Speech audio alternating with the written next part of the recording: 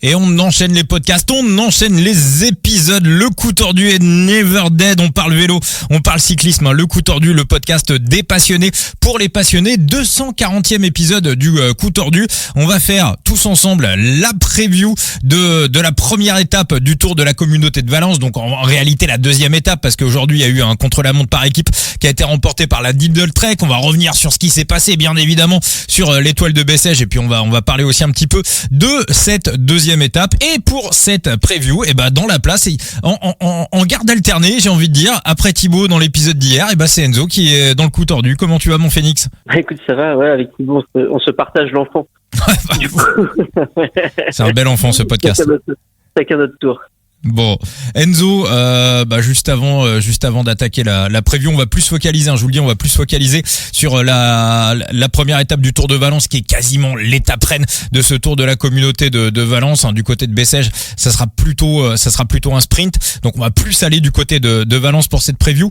Enzo, on va revenir sur l'actualité du jour. Alors pour ceux qui n'ont pas suivi, je sais que voilà, il y en a qui bossent, qui nous écoutent énormément le matin. C'est le matin où on fait nos plus gros scores du podcast, donc j'imagine que vous n'avez pas forcément envie le matin au réveil d'aller vous coller des radios d'infos, des trucs qui mangent le cerveau dès le matin. Vous avez plus envie d'entendre de parler de vélo, de cyclisme. On va revenir sur cette étrange histoire, Oscar Freire. Enzo, tu vas rappeler un petit peu ce qui s'est passé aujourd'hui? Ouais, alors l'histoire a été réglée assez rapidement, oui. Mais en 30 minutes de temps, on apprend que Freire a disparu, apparemment, en laissant portable, clé, portefeuille, enfin tout à la maison. Sa voiture retrouvée quelques kilomètres plus loin, abandonnée.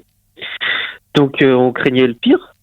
Et avant que les gens aient trop le temps de s'inquiéter, on apprend que finalement ça va plutôt bien et que c'était voulu, quoi. Il est parti. Alors j'ai pas trop suivi le reste de l'histoire, parce qu'une fois qu'il a été retrouvé, je t'avoue que ça m'intéresse très moyennement. Enfin, il va bien, c'est le principal. Oui. J'ai l'impression que juste peut-être quelque chose qui allait pas chez lui, et puis il a décidé de se casser parce que je peux peut-être engueuler avec sa femme ou ses enfants, je sais pas, j'en sais rien. Mais bon, il a l'air d'aller bien, c'est le principal. Ouais, mais c'est vrai qu'on a eu tellement de sales histoires dans le cyclisme ces derniers mois, ces dernières années, que tout de suite, quand il commence à y avoir une rumeur, une petite info qui tourne comme ça, parce qu'il a vraiment disparu. Enfin bon, après il a été retrouvé, mais il était vraiment porté disparu. Tout de suite, il y a des vieux fantômes, on a des mauvaises pensées. Voilà, nous tous amoureux du cyclisme. Voilà, évidemment, quand il arrive quelque chose de mal à quelqu'un, on est toujours triste. Mais voilà, bon, triple champion du monde. Voilà, ça touche à notre passion, à notre affect. Donc voilà, ça s'est bien terminé, et on est plutôt content que ça aille bien pour Oscar Freire, parce que pendant quelques minutes c'était un petit peu tendax. Enzo, on va revenir aussi sur ce sprint, sur les. Alors je le dis quand même, pour ceux qui ont écouté l'épisode hier, j'aime pas trop quand on se paluche dans le coup tordu, mais là avec Thibaut, on l'avait quand même plutôt bien vu, l'histoire là, notre ami Paul Magnier. Alors après, Pedersen, il est malade, c'est ça, Mats Pedersen? Ouais, la chiasse. Ok, très bien. Bon, écoute, au moins ça c'est fait. Donc alors, le seul truc qu'on n'avait pas vu, c'est qu'Arnaud Delis était mieux placé que Paul Magnier. On pensait vraiment que Paul Magnier aurait un bon placement, et que ce qui allait pêcher pour Arnaud Delis, ça allait être le placement. Puis finalement, Delis était excellemment bien placé, et Paul Magnier était un petit peu plus bas dans la bosse. Donc ce qui veut dire qu'il a déjà dû fournir un effort pour revenir sur Arnaud Delis, et ensuite il remporte le sprint. Moi j'ai envie de rebondir sur le tweet d'un certain Mou, Enzo. Pour ceux qui connaissent pas Mou, vous êtes. Qu'est-ce que tu l'aimes pas, Mou, Enzo? Il m'indiffère au plus haut point. Oui, mais c'est pas que je l'aime pas, c'est. Oui, je sais qu'il indiffère. Il me fait rire parfois, quoi. Mais au-delà de ça. Oui, il faut le prendre d'où ça vient, évidemment. On est d'accord, Enzo. Maintenant, voilà, pour ceux qui connaissent pas Mou, c'est un tweeto anonyme qui balance des infos sur UAE, sur Tadej Pogacar. Il aime pas Royan Uzo. Habituellement, il est très focus sur les UAE. Là, il a fait une sortie aujourd'hui sur Paul Magnier, et je suis pas toujours d'accord avec lui, mais il explique que ce qu'on a vu pour Paul Magnier aujourd'hui, c'est qu'un hors-d'œuvre, c'est qu'un petit échauffement sur ce qui va arriver derrière. Toi, est-ce que tu le vois comme ça un petit peu? C'est possible quand tu vois son âge, déjà d'une, oui. Et quand tu vois à quel moment on est dans la saison, là, ce qu'il a sorti pour son sprint aujourd'hui, c'est hyper violent. J'ai vu les stats, il est à quoi? 730 watts de moyenne sur 1 minute 15, avec un pic à 1200, je crois. C'est solide, hein. Le mec est tout jeune, il est clairement pas dans la force de l'âge, pardon. Donc, on le savait un petit peu, hein, ça fait quand même 1 an, même 2 ans, pour les suiveurs les plus assidus qu'on voit la bête arriver. Donc on est à moitié surpris, j'ai envie de dire. Mais c'est toujours, ça reste quand même toujours impressionnant de voir ça. Alors il y a eu, il y a forcément passé un cap. De toute façon, ces jeunes coureurs, c'est pendant l'hiver où ils passent forcément des gros caps. On repose le corps et on repart sur un nouveau cycle. Alors il y en a beaucoup qui doutaient qu'il puisse perfer aujourd'hui parce qu'il a pris 5 kilos pendant l'hiver. Donc on va quand même le dire pour tout le monde. Enzo, il a pas passé son hiver à bouffer de la raclette, Paul Magny. Non, mais par contre, 5 kilos de muscle en 2 mois. Moi, je trouve ça beaucoup. Recette, hein. Moi, je veux la recette. Hein. Oui, il a dû manger des œufs et puis il a dû retirer le jaune dans le. Ouais. Non, il fait comme Rocky, il met tout dans un shaker, mais il shake pas et puis il avale. Ouais. Non, oui, et il espère en prendre encore 1 ou 2 d'ici à Milan-San Remo. Donc. À un moment, faut arrêter d'en prendre, sinon tu grimmes plus. Oui. Même si je fais du muscle, ok, tu vois. Mais du coup, pour moi, cette masse musculaire qu'il a prise, parce que bon, il se rapproche très clairement d'un profil à la Arnaud Delis. Pour moi, ça veut dire que potentiellement, on le connaissait plutôt sprinter puncher, hein, comme sur l'arrivée qu'on a vue aujourd'hui. Mais pour moi, ça en fait aussi un candidat sur des sprints plats. Ouais, alors arrête-moi si je me trompe, hein, peut-être parce que tu t'es plus renseigné sur lui que moi, mais j'avais cru lire qu'il voulait justement pas perdre cet aspect puncher qu'il avait. Pour pas se transformer en pur, vraiment rester dans cette polyvalence actuelle. Et pour moi, prendre du poids, alors il y a prendre du poids et prendre du poids, bien sûr, on s'entend, mais continuer dans cette optique de prise de poids, je suis pas certain que ce soit le meilleur chemin pour garder cette polyvalence sur les arrivées à fort pourcentage assez courtes. Enfin, il y a un juste milieu à trouver. Après, il y a quoi, 20 ans? Ouais, 21. Ouais. 21. Le mec est pas encore complètement formé, il est peut-être pas totalement conscience et connaissance de ses capacités. Il faut trouver, en fait, chacun son rapport poids-puissance, il faut le trouver. Hein. C'est pas le même chez tout le monde, ce serait trop simple. Donc lui, il est peut-être encore dans cette phase de recherche du rapport poids-puissance idéal. Si t'es trop lourd, automatiquement tu perds en explosivité. Si t'es trop léger, tu perds en puissance. Faut arriver à trouver l'équilibre parfait et surtout pouvoir le garder le plus possible au long de la saison. Après, ouais, je pense qu'il faut qu'il réussisse et je pense que c'est ce qu'il vise. On va dire un panel Wout van Aert, Peter Sagan, c'est-à-dire des mecs vraiment, voilà, comme tu disais, garder cette explosivité sur les arrivées en petite bosse comme on a vu aujourd'hui. Mais Peter Sagan et Wout van Aert, on les a vus aussi très souvent remporter des sprints massifs. Arnaud Delis aussi, on est complètement capable. Donc, moi, je le mets vraiment dans cette caste-là, en fait. C'est-à-dire ce qu'on appelle le pur sprinter puncher. Voilà, c'est... Je pense qu'il est plus complet que Delis. Je vois plus Magnier remporter des sprints massifs. Pas énormément non plus, parce qu'il a quand même un gabarit particulier. Face à des purs sprinters, c'est compliqué.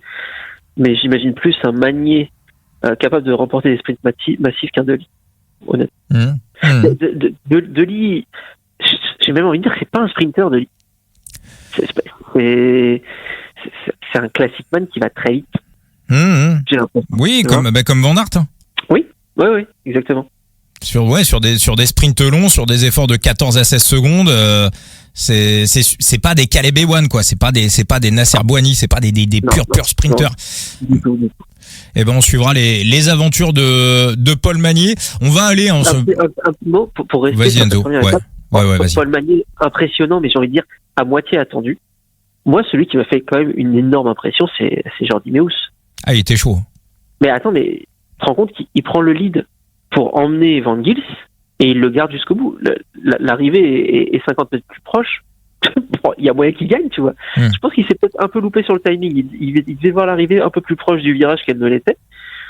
Mais la puissance qu'il a développée pour remonter, emmener et garder la tête. Alors Magnier a été très intelligent, très fort et très intelligent, bien sûr, les deux. Mais Meeus, honnêtement, là, sur ce type d'arrivée, solide, hein, très solide. Oui, bah on revient sur ce fameux rapport poids-puissance des sprinters. Hein. Généralement, Bessèges, c'est arrivé, on la voit tous les ans. C'est typiquement pour sprinter puncher. On a déjà vu Nasser Bouhanni terminer deuxième derrière Christophe Laporte. Donc Nasser qui est plus pur sprinter. Donc tu vois, il y a cette espèce de voilà. En tout cas, quand un pur sprinter, parce que Jordi Meeus, lui, on peut le classer dans la catégorie des purs sprinters, réussit à faire ce qu'il a fait aujourd'hui sur une arrivée si compliquée, ça veut dire que le mec est en forme, à minima. Ça, c'est, il est sur le bon rapport poids-puissance. En vrai, niveau chez Red Bull, bon, il pouvait pas le savoir, mais je pense que l'erreur, c'est vraiment d'avoir demandé à Meeus de prendre le lead aussitôt, parce qu'il s'impose un premier sprint pour remonter, prendre le lead, il maintient sa vitesse de pointe très longtemps jusqu'au dernier virage, et après, il a pas le deuxième kick. C'est pas un Valverde, c'est pas un Alaphilippe, il a pas ce deuxième kick sur du fort pourcentage. Mais peut-être que s'il attend un peu pour remonter, déjà d'une, Magnier a personne pour l'emmener, donc le rythme est moins élevé. Honnêtement, c'est pas dit que Meeus gagne pas. Hein. C'est pas dit qu'il gagne pas s'il fait pas cette erreur. Peut-être qu'on lui a demandé pour Van Gils de prendre le lead aussitôt. Oui, non, mais je pense qu'il tout simplement du côté de la Bora, on n'avait pas imaginé que Meeus puisse la gagner. Et je pense que le plan, c'était effectivement logique. Lieu... Non, mais logique. En vrai, avant le départ de l'étape, c'est totalement logique. Mais peut-être une petite pointe de regret dans l'équipe quand tu vois comment ça se passe au final. Oui, c'est vrai qu'il l'avait. C'est vrai qu'il l'avait dans les jambes. Je vais rappeler que jouer avec excès comporte des risques. On n'est pas obligé de mettre de l'argent pour chercher à savoir qui sera le vainqueur. N'oubliez pas de vous abonner au compte X, au compte Twitter du Coup Tordu, parce que je mets les pronostics avec les pourcentages de bankroll.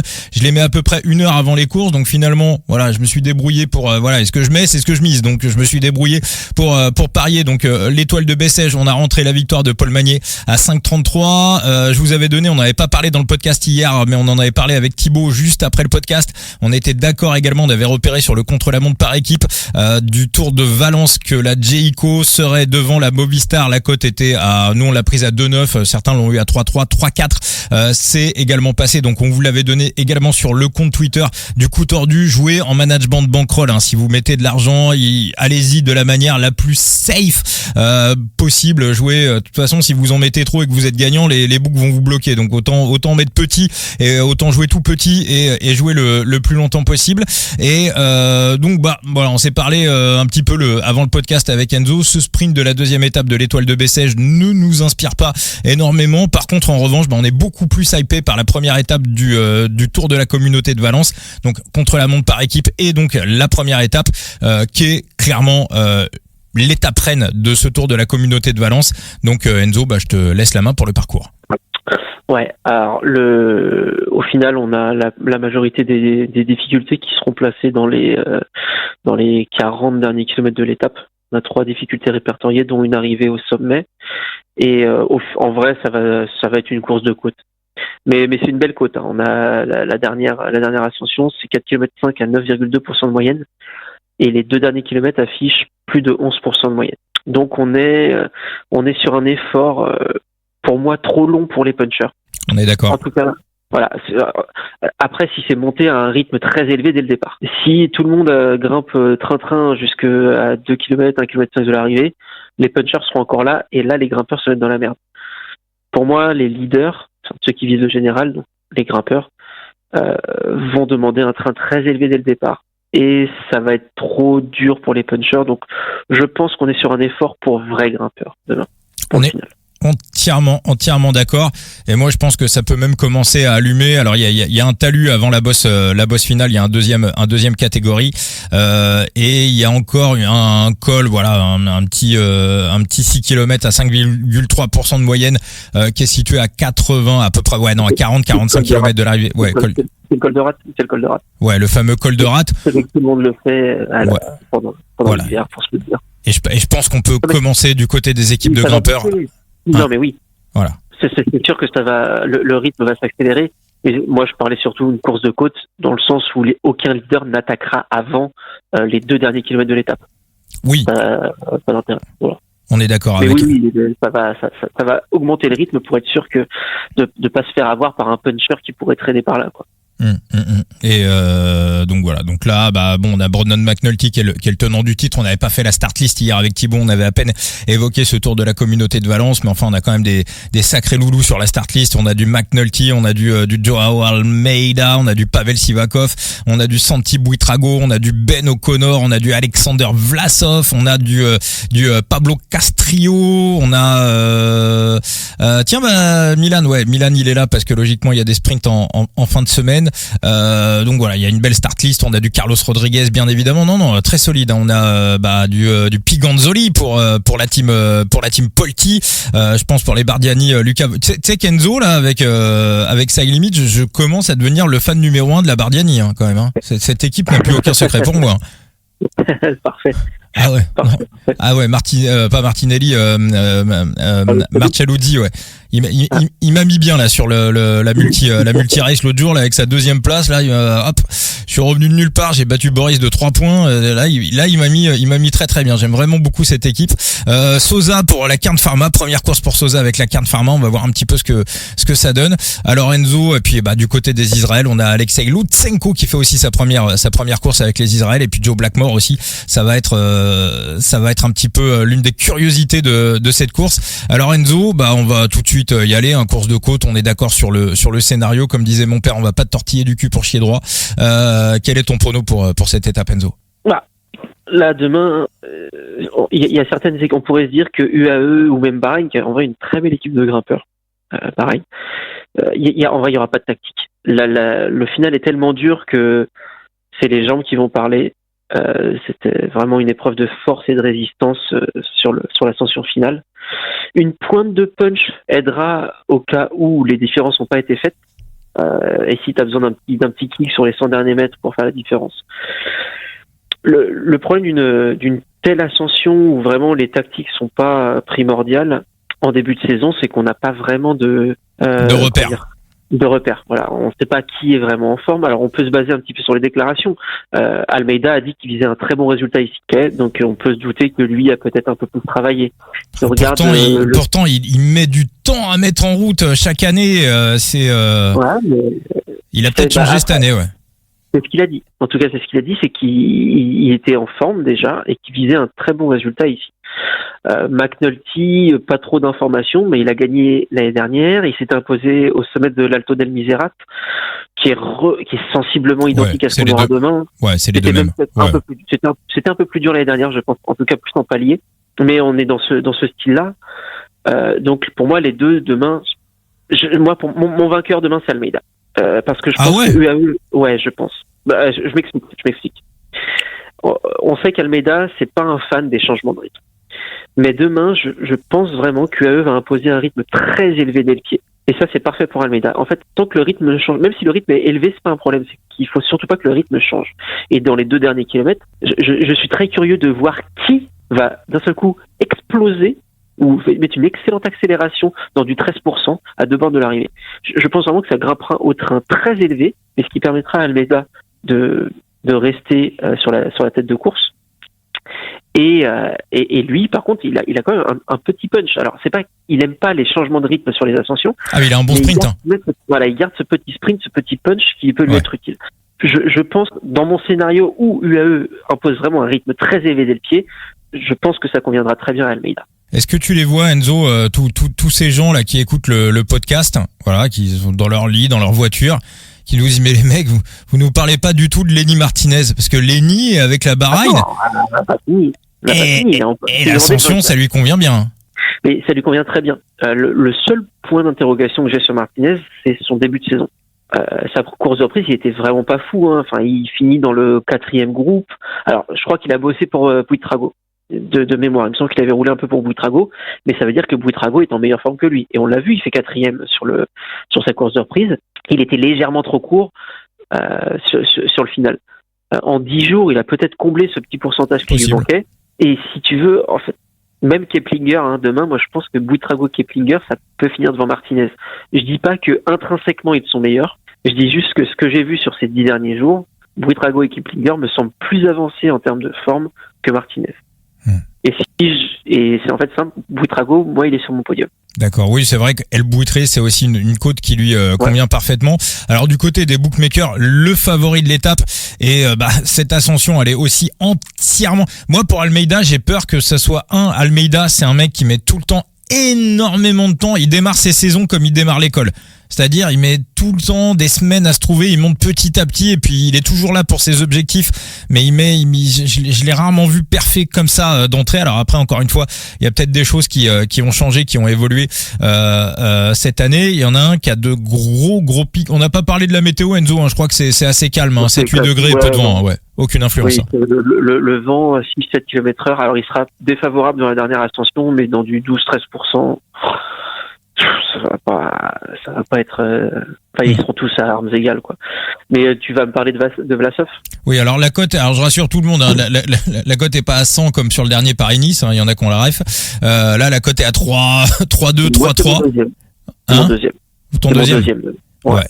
C'est aussi une ascension qui est totalement taillée pour lui. Et en plus, lui, par contre, à la différence d'Almeida, lui, il fait toujours de gros mois de février et de gros débuts de saison. Non, mais c'est une ascension qui est, je vois vraiment, parce qu'on va être aux alentours de quoi, une quinzaine de minutes, à peu près. Ah oui, avec des gros pourcentages, c'est tout ce qu'il aime. Et c'est tout ce que Vlasov aime. Donc oui, pour moi, Vlasov, c'est normalement une valeur sur podium. D'accord. Moi, il y en a un qui me plaît bien. Et ça va être mon pic prono pour cette étape.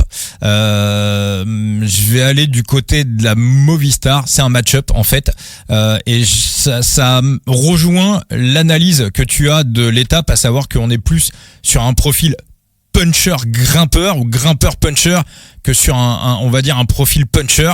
Il y a un match-up qui est proposé entre Joe Blackmore et Pablo Castrillo.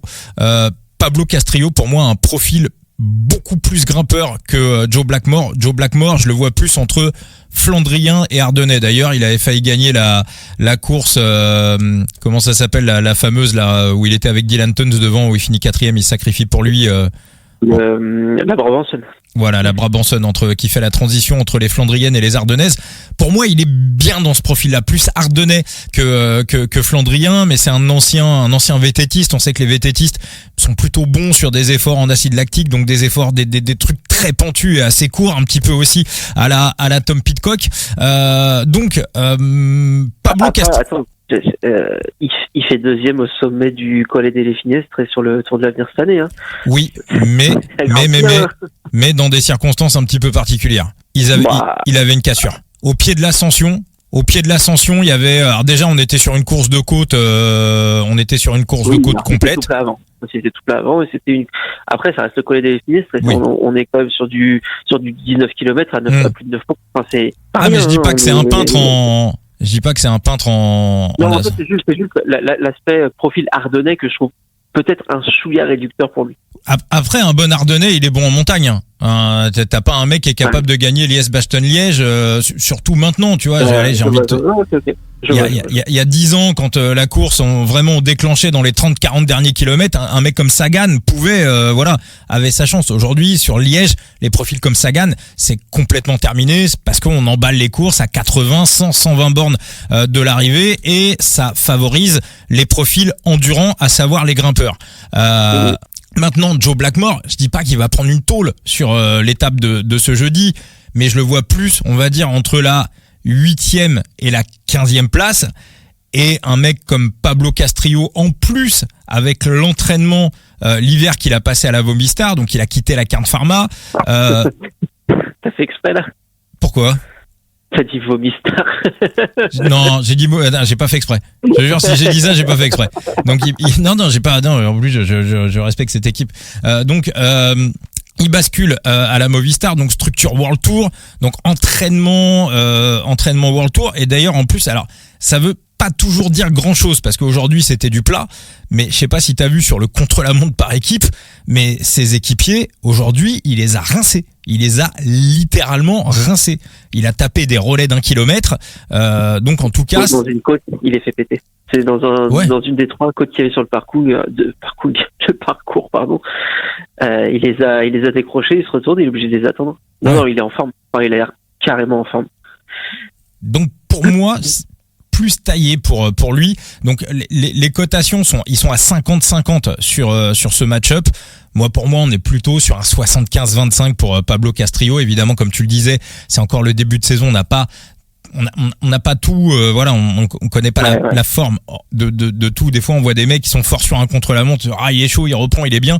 Et puis dès que le premier attaque lui arrive, ça répond plus, il y a plus personne.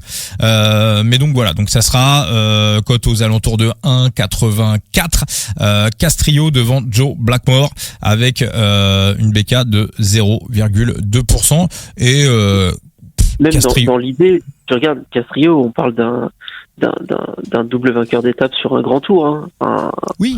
Et je veux dire, la logique veut qu'il soit meilleur qu'un Blackmore, en tout cas sur sa première vraie année World Tour, en tout cas.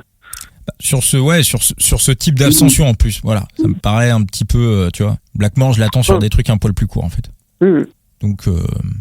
Donc voilà, moi ça sera mon prono et après pour la gagne, c'est compliqué, je te rejoins. Vlasov, je mettrai pas 1 euro dessus, mais voilà, moi j'irai plus sur Vlasov, un autre match-up qui me plaît bien.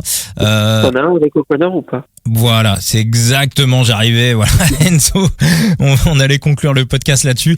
Alors, je vais pas le prendre parce que la cote, elle est un petit peu fatiguée, mais on a Alexander Vlasov contre Ben O'Connor avec une cote pour Alexander Vlasov qui est aux alentours de 1,56. Si je dis pas de bêtises, je vais te la confirmer. Tac. Alors, hop, Alexander Vlasov qui est à 1,52 contre Ben O'Connor. Bon, sauf si Vlasov est pas en forme, on sait que Ben O'Connor, les pourcentages à 2 chiffres. C'est pas pour lui demain. Il va pas prendre un tir non plus, hein, mais à la victoire, même pour le podium, ça me semble trop compliqué. Il y a des mecs bien plus adaptés que lui sur ce type d'effort. Par contre, c'est très bien placé. Je m'attendais à ce que Jayco fasse un très bon chrono. Moi, je les avais 3e, honnêtement. Mais le fait que O'Connor se retrouve le meilleur leader au soir du chrono, ça, je l'avais pas. Ah oui, bah oui. Ouais, c'est vrai que c'est lui qui est mais après voilà, moi aussi pareil sur ces gros pourcentages à 2 chiffres. Alors à moins qu'on ait travaillé ça du côté de la Jayco, après c'est la cote à 1,52 qui me plaît pas du tout. Et voilà, je le dis encore une fois, jouer avec excès comporte des risques. Et en plus au niveau des match-up maintenant, même sur les books étrangers qui sont disponibles pour les francophones de l'étranger, même sur ce type de pari, on arrive quasiment désormais aux cotes de l'ANJ, hein. Donc on a aussi réduit on va dire les marges de manœuvre, donc vraiment la marge pour être gagnant sur le long terme est de plus en plus étroite. Donc vraiment sélectionnez bien vos spots et allez-y vraiment de manière la plus prudente possible. S'il n'y a pas de value, foutez le bet à la poubelle, quitte à pas jouer pendant plusieurs jours ou plusieurs semaines. C'est vraiment la seule manière d'être gagnant sur le long terme. Enzo, merci pour ce coup tordu. Merci à toi. Bah ouais, c'était sympa. On rappelle, il y a une analyse sur ton site The Big Gear. Ça va sortir juste là dans 5 minutes, elle est prête. D'accord, pour cette deuxième étape du Tour de la Communauté de Valence. Ouais, là, j'ai honnêtement pas le temps de me concentrer sur les 2 courses. Bessel, je regarde en replay en rentrant, c'est mon petit bonbon. Je me renseigne même pas sur le profil des étapes. Je suis vraiment un spectateur passif et de temps en temps, ça fait vachement du bien, en vrai. Juste de découvrir au fur et à mesure. Ouais, c'est vrai, c'est sympa. C'est sympa. Merci beaucoup Enzo. Donc n'hésitez pas à aller faire un tour, hein. The Big Gear, le site d'Enzo pour avoir sa preview écrite et puis vous abonner sur tous les comptes du coup tordu, sur le compte Twitter, le X, le Facebook, le compte Instagram, le TikTok et puis Thibaut que vous retrouvez également sur son compte X, sur son compte Twitter, Thibaut Chambre. Voilà Enzo. Écoute, merci à toi, merci à tout le monde et à bientôt. Et à très vite pour de nouvelles aventures. Ciao les amis.